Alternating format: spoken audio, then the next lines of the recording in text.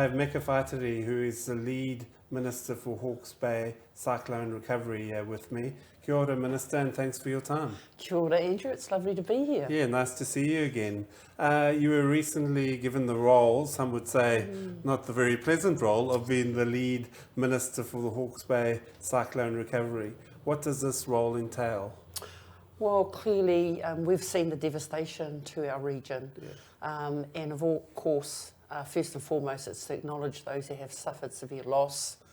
But as central government and as the Minister for the Recovery for Hawke's Bay, it's really important that I, engage with those that have been impacted, but also our local government, our 4 mayors, our chair of Hawke's Bay Regional Council, our iwi leaders, to ensure that we're all kind of singing from the same song sheet when we talk about building back Hawke's Bay bigger, stronger, better, and government's role in that. And so I'm an advocate for Hawke's Bay, and to make sure that information flows between central government and our local leaders is critical. Because there are lots of moving parts here, and it could get to a point where everyone's working differently, and that. So are you sort of the voice, and that? So do you report to Grant Robertson, the minister in charge of the whole recovery and that? Absolutely. So he's the chair of the Extreme Weather Cabinet Committee, and I'm a member of that, as is other ministers who have got leads in their respective regions. Kitty Allen for Tairawhiti, Calvin Davis for Te Tai Tokerau. So all our ministers who have taken a lead are on this particular committee that is rightly chaired by Grant. And then the recovery agency that was formed here in Hawke's Bay, what role is that playing? So before we went any further, we wanted to make sure that this recovery would be locally led. And so we needed to design a recovery framework that was brought in and designed by those from Hawke's Bay. So we do have what's called a Hawke's Bay recovery framework. Within there sits all our mayors, plus our iwi groups as part of Matariki. They have elected an oversight board, and that's the one chaired by Blair O'Keefe, and he's got board members, and their job is to oversee through economic lenses how Hawke's Bay should recover and what our priorities will be. So there's devastation all around us, as you said. How do you even go about working out the priorities for the rebuild and the recovery? Well, first and foremost, people want to know whether they can go back onto their properties or their lands, those most impacted. And we've seen the images, whether it's up in Estelle Valley, whether it's around Puketapu, Pakowhai. There's communities within Hastings that were badly hit. They clearly would want some answers around, can we go back, or do we have to do something else? And so the government committed to leading what's called the risk profiling with local council and with insurance companies to ensure when that data is available that we make that available to those infected communities so they can feel properly engaged as to what does this mean for us. That work is quite comprehensive and has been going since the flood came through, and we're committing to working with those communities, presenting the information that lines up between insurance companies, local government, and of course central government in terms of, low risk, medium risk, high risk, and what that means for you, which category you fall in. Because when Grant Robertson was down here with a whole lot of other ministers, and you all held a stand-up for the media, that was on 22nd March. Minister Robertson said it would be done, this work would be done by beginning of April. We're almost end of April. What has happened? Yeah, so obviously there's a lot of complexity in making sure that when you go out to people, and this could be their properties, their livelihoods in terms of orchards or farms, that you've got all the information and data for them to make an informed decision. And when I say all the information or data, that's ensuring that insurance people feel the same way, local government in terms of could they ever give permits to rebuild because it's either badly damaged, you don't want to go and rebuild that, or regional council saying with a few mitigations around flooding protection, we could potentially get that community back up and running. There's a lot of pieces in the puzzle, and I think we've just made sure that we want to get that information right before we take it out to the communities. And the worst thing to do is go too soon, too rushed, and then we've got to change our position. So we did commit in the beginning of April. We're now almost at the end of April. I'm encouraged by, again, Minister Robinson indicating that we're likely to get the first tranche of data. This is the sort of the low risk end by the end of this month. So I'm hoping that we'll have some consultation meetings with affected communities early next month. Because you say you don't want to go too soon, and I can understand that, but you also don't want a Christchurch situation where people are hanging on, and it is, as you say, their lives and that. Yeah. So how do you work against or stop it becoming like Christchurch and going on for months and months? Communication is quite critical, letting people know where we are in the process, letting them know that nothing will be done to them, that there'll be a clear consultation part before decisions are made about whether you rebuild or whether you choose to do something else. That we've made that commitment. We've just got to make sure that data is absolutely solid, so then when we go out to those communities, there's no maybes, we're not sure, we're pretty clear for them to then say, on this data, this is what this means for my property in this location. And I think it's critical that we get that done properly and not kind of half-baked, because I think that will lead to more trauma. Having said that, I appreciate people are just, anxious is probably an underused word, but I know there's a lot of stress out there for communities wanting to know, where do we go to next? All I can assure you is everyone's working at such a fast pace. We will have something by the end of this month, with the idea of going out for early consultation on the low risk areas by early next month. Do you see a scenario where there are areas red zoned and people can't go back? Yeah, at this moment, again, there'll be some high-risk areas, which both insurance companies, local government, supported by the data that the government will come back with, will say this is just definitely a no-go zone. Now, that doesn't mean you can't live there. That just means if you do live there, these are the consequences. You're unlikely to get insured. Or your place, if you rebuild back there, may get reflooded, or something drastic will happen. Again, we've made it really clear that that's a decision for the landowner and the property owner to make on good data. Our job is to just get the data, make sure it's solid, and present it to the communities that have been impacted. Now, you've been very active going around to the communities. What's the worst that you've seen out there? It's kind of hard. I mean, I went out for the first time to Estelle, last week, and it just broke my heart to see those homes with the silt right up to their windows. Clearly, people are not there. Seeing the school that my great-grandmother, grandmother, mother, sister, nieces all went to at Hawke. So that was heartbreaking to see the level of the silt up there. So, back to places. I've been up Swamp Road, I've been Vicarage, I've seen the devastation in the orchards, I've been up to Resington, up to Glengarry, I've been across the pulley rope to Dartmoor, and everywhere I've gone has been absolute devastation around the level and the scale of the flooding and the aftermath that it's left behind. And of course, every day, Andrew, as I drive from Whakatū to the airport, I have to go down Pakowai Road.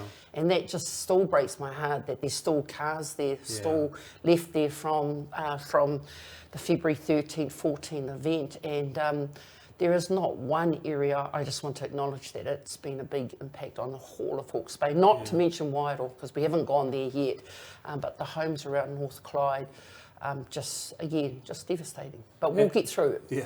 Has there been any story that's particularly shocked you or resonated with you?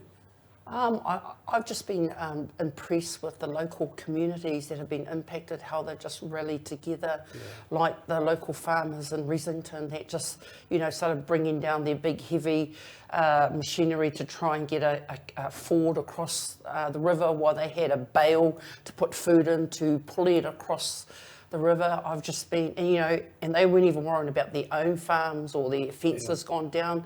Their main consideration was getting access way once the Resington Bridge went. I've just seen just amazing feats of human endeavour in the face of adversity, just put their own issues aside to look after others, and I think that's symbolic of how Hawke's Bay people are, and may that continue as we come through the recovery. Were you or your whānau affected at all by the floods? Yeah, so I just buried my mother's sister Sorry to hear that. 3 days before the event. We had her at our papakainga, which is in Kohupatiki on Farndon Road. Yeah. 3 days later, they all evacuated to my home in Whakatū because the water came through the papakainga, but nowhere near as bad as, so the homes just, the water went as far as the doorsteps and the garages, but thankfully it didn't go in. But I had whānau stay with me the first couple of nights because they got evacuated. But again, we have a barbecue, we had no power, we had no phone, just like everybody else, but we just pulled ourselves together and got through it, and I know Hawke's Bay will do the same. Yeah. Now, before you became an MP, you were chief executive of Ngāti Kau Nunu Iwi Incorporated, and you know, obviously you still have links with the iwi, and that many marae have suffered devastation, and some will even have to move. We were speaking to Baden Barber the other day, and he's saying they're going to have to move, unfortunately. How do you feel about this, and what do you think? Yeah, well, first of all, I just want to acknowledge all the marae that stood up as evacuation centres. I got to visit them, I think, 3 days when I was allowed to leave home. Waipatu marae, of course, Te Aranga marae, all Mahu marae got obviously flooded, but as soon as they got themselves back up, they became, and still are, a place for those that have lost their homes from all Mahu. Of course, you've got St Joseph's, Māori girls that took in Hokariri, but took in most of Taradale as an evac centre. So those marae, you know, just a big appreciation, thank you for how quickly they stood up. My visit to them and my talking to them and seeing what they were doing actually motivated me to put a case to the government that Māori should have a $15 million relief fund that would be targeting the maraes, and that's part of what the government's announced to date. And I'm really proud about that, and that got announced at Waipatu. But to your point around moving, there is only one marae in Hawke's Bay, two, so that's Tāngoil, also got to visit, which was hugely destroyed by the floods. A bit of Mōtio, Petane, Urupa, but the ones that I have heard may be moving, or Mahu, and of course Tāngoil. Of course, that's a tragedy, but the locals will determine when they move and where to move.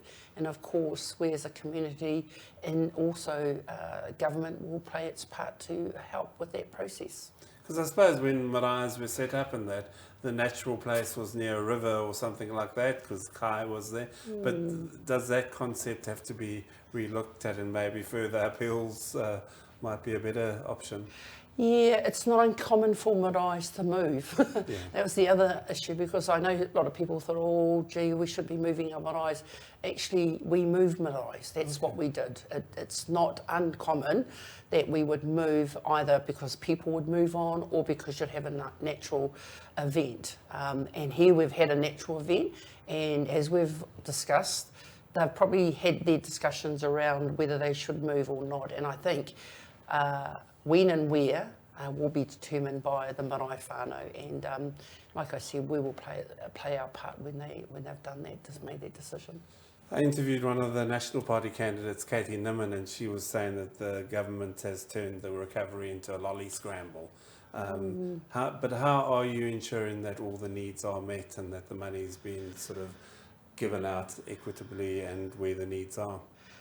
First and foremost, to staying in touch with our local leadership. I mean, obviously the bulk of the money, and I can report, Andrew, that it's been about 520 million to date. The government has put into responding to and helping with the early recovery of Gabriel. Now, a lot of that is either like, for example, 250 on roading.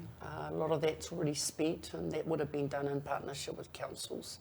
So ensuring that councils' immediate road issues were addressed through that funds. but 74 for farmers and growers, of which most of them are here in Hawke's Bay. So I would hope that the bulk of that would come into Hawke's Bay. And then you've got the 75 million for businesses. So the biggest issue is, again, putting in money to help with the initial sort of relief was critical, and the government has done that. We've also said when we're doing this, this is just the beginning, it's not the end, until you can get full data, and that's where the issue around being accountable for funding that you're putting into a region is critical. But I'm under no illusion for Hawke's Bay. We've got to get our horticulture back up, our hort sector back up and running. It is the backbone of our economy. It also helps keep our port going, and also in our primary producing in terms of PAMPAC. So we do need to invest in our growers and our farmers and our forestry, because they are a backbone of our economy. So yes, initially happy with what's gone in at the front end, but once we complete the initial recovery plans, which councils are doing right now, we'll get a better appreciation of what's needed over the short term and into the medium term. Now, looking back, do you think there's anything government could have done differently or better? It's hard to say. I know with on hindsight, I don't think anyone's actually had a practice of losing all four major infrastructures in one hit. I mean, we lost roading, power, we lost phones, and we also lost water supplies in some regions. That's a massive hit, which meant you couldn't move as ably as you could if you at least had phones going on. So I know for a lot of the regions, rural regions in Hawke's Bay right up to Wairoa, bringing people to ascertain the extent of the damage was just couldn't be done. And I think that led to a lot of frustrations around people, not ringing in or not checking in, or simply because they just could not do it. With the roads down and power down and the phones down, very, very hard to, I guess, respond in an agile way. And so those lessons, I'm sure, will get taken away when we do the review of the response. But I think we need to, after we've done the review, and some communities are already starting to think about resilience, things like the Starlinks that connected people up as soon as they got them, in terms of generators, because you can get power straight up, having some spare diesel or petrol on site. And so I think you'll see in my view, a lot of communities will start just thinking about, okay, we need to hanker down for 5 days, what will we need? And that's not taking anybody's responsibility, because I really support us doing an independent review of how well we responded. But my engagement with, the whānau in New Haka, the whānau in small communities like the ones in Dartmoor and the Glengarry farmers, I think they are thinking about, if this happens again, what we're going to need. And I think creating that self-reliance in terms of communities or within family units, I think is a good thing, because we will have another one of these. I just hope not too soon. Now, Anna Hawke, the local MP, says that you have been working closely with her and other MPs in that round here. When is it working and when is it electioneering? Because people might say it's just a big election push kind of thing. How do you sort of balance that between actually doing your job as a minister and electioneering? Yeah, so in all my meetings that I've had today with various regional leaders and small communities, it's been really, how can the government help? That's the critical point, and I think they need to hear that from whoever's in government, that you're here to help. You're not here to tell them what to do. You'll answer as many of their questions as honestly as you can. You'll get back on questions you don't have answers for, and where you can, you go back and say, this is what I've done with what you've asked of me. That's how I've always operated. In this new role, I'll continue to operate that way. It's for other people to make a decision whether I'm electioneering. I'm not even addressing that in October. We've got a general election, because my priority is there's a lot of people waiting for information. I've got a particular job, and that's to advocate on behalf of Hawke's Bay, and that's really all I'm going to do, Andrew. Now, what do you think of the sacking of Stuart Nash from Cabinet and his decision not to restand for election. Yeah, it was an unfortunate outcome, but I support the Prime Minister's decision.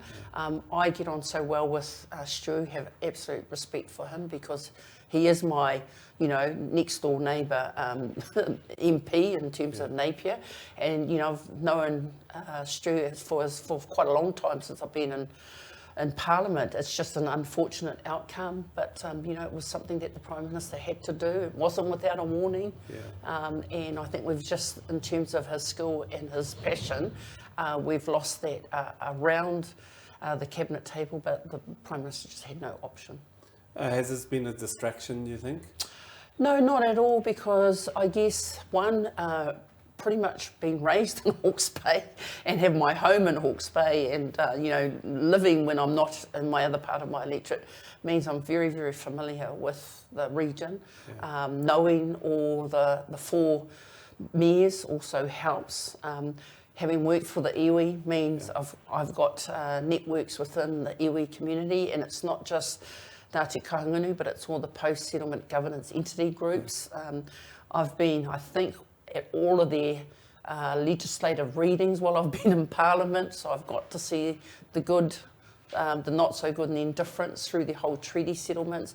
Being a former treaty negotiator, I understand the stress that when you settle, what it means on them.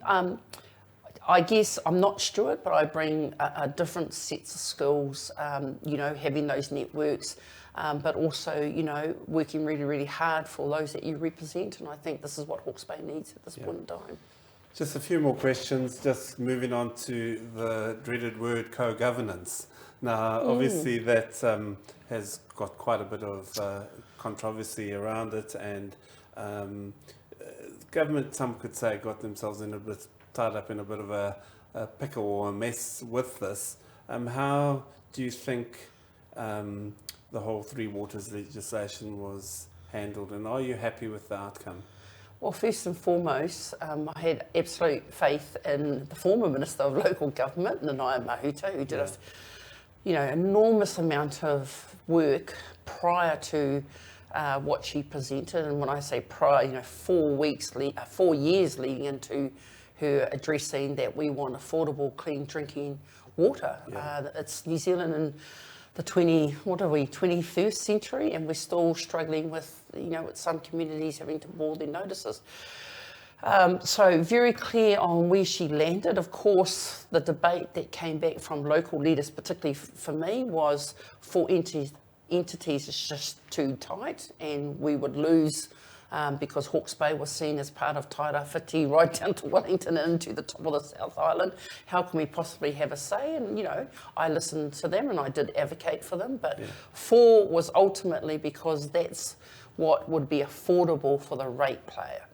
So we've now changed with our Prime Minister, and we've got a very able minister in Kieran McAnulty. He's gone out and engaged. He believes that actually we can still achieve affordability for ratepayers by going to 10 entities, which again was not a very good point for a lot of councils not seeing themselves in. So now we've gone out to 10, which means that we will have more entities with what's called a up ramp, that if some communities, 10 entities think actually we might be better going with our neighbours, and so instead of having 10, we might get down to, 6, 5, 7, whatever they determine. It's all about scale and cost to the ratepayers, and I think that's the critical thing. The co-governance, I think, has been an unnecessary distraction for some New Zealanders, perception that people will get more than others. What is co-governance? So if you read the Treaty of Whaitiri, it actually talks about co-governance in the 3 articles. The first one being governance. So it's a treaty partnership? Absolutely. Yeah. That's what it is. And I'm miffed as why people think it's an issue or it's something special, because it's something two peoples founded in this country back in 1840. Yeah. So that's what it is. And who owns the water, do you think?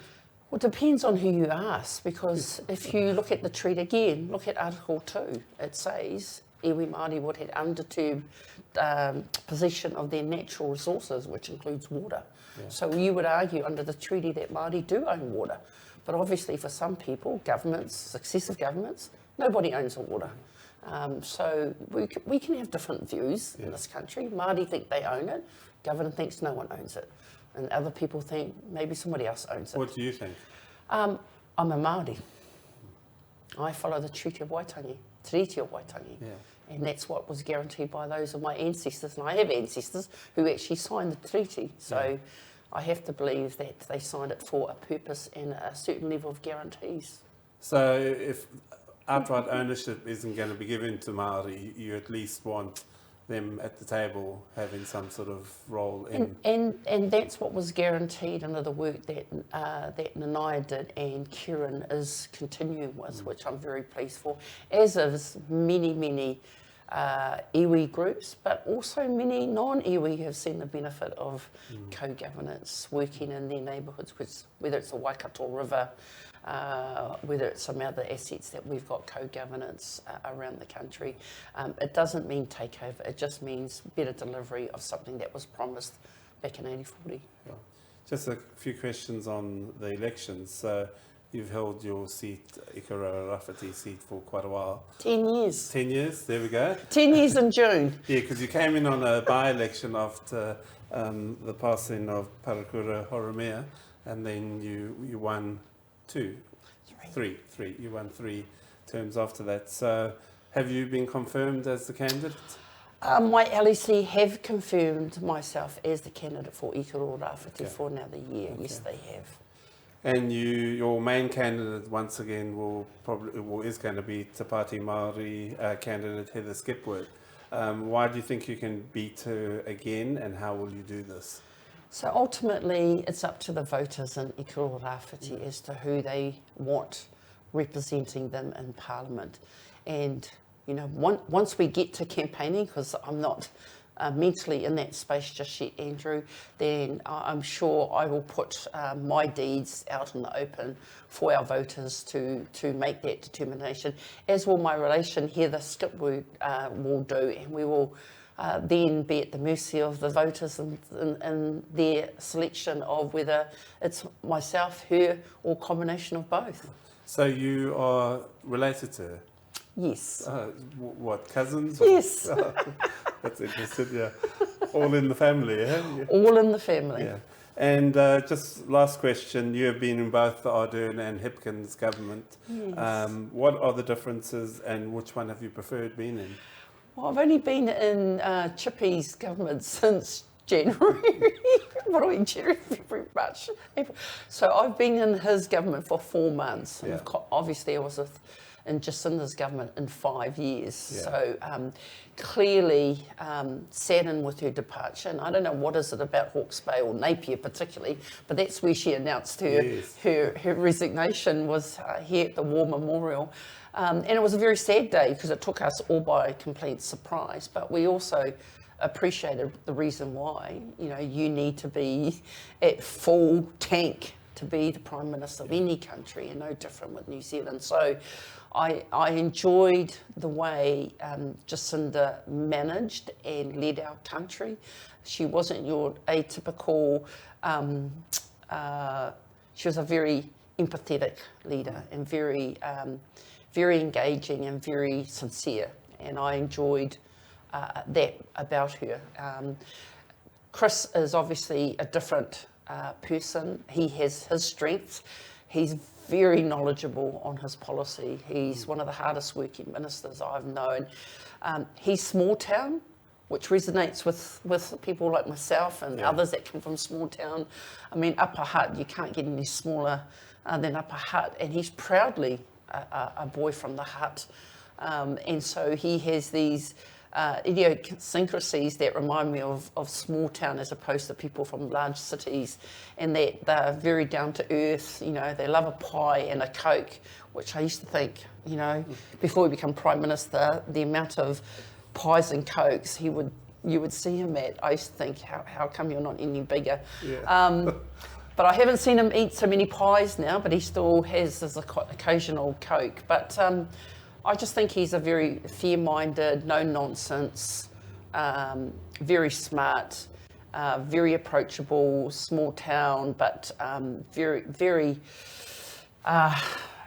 is up for the challenge, and ask me another question in about another 4 years and some time to see how his primarianship will go. But right now, he's doing a fantastic job for the country. You've been a bit presumptuous to say that you're going to win the next election, but we'll let you have that. I have to say the obligatory that will be around for multiple years, Andrew. But look, in all genuine, it's up to it's up to voters. But you've got to present your best foot forward, and Chris has shown in these first 4 months. I mean, who would take on a leadership role, and then you've got your first national disaster? It's been him, and he's done a sterling job. Well, Minister Meka Whaitiri, thank you for your time and all the best in the future in your role and in the election as well. Thank you very much, Andrew. It's lovely to be here. Thank you. Kia ora. Kia ora.